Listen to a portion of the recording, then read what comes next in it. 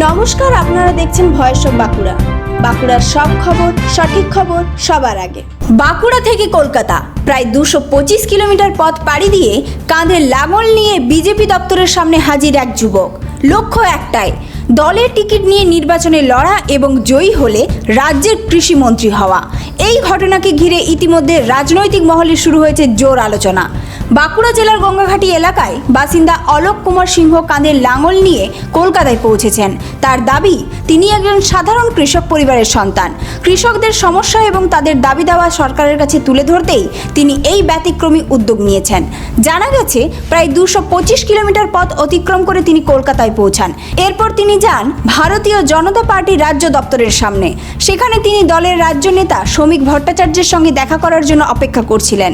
মানে চাষের প্রতীক, চাষিদের এটাই প্রতীক। যদি বিজেপি সরকার আসে, অন্তত চাষের জন্য অন্তত যেন ধ্যান ধারণা দেয়। কারণ হচ্ছে যে চাষে যদি উৎপন্ন হয় তাহলে অভুক্ত মানুষগুলো দুমুঠো খাবার খেতে পাবে, পেটটা যদি ভরে থাকে তাহলে দেশের উন্নতি হবে।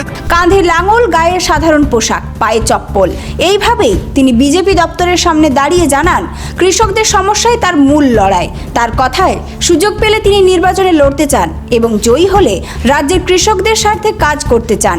তিনি বলেন, কৃষকদের কথা সরাসরি সরকারের কাছে পৌঁছানোই আমার লক্ষ্য। সুযোগ পেলে আমি কৃষিমন্ত্রী হয়ে কৃষকদের জন্য কাজ করতে চাই।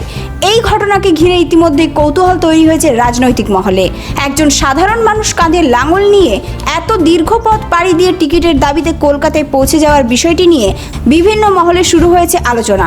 এখন দেখার বিষয়, দলীয় নেতৃত্ব তার এই দাবির বিষয়ে কী সিদ্ধান্ত নেয় এবং আগামী দিনে এই ঘটনাকে কেন্দ্র করে রাজনৈতিক পরিস্থিতি কোন দিকে মোড় নেয়।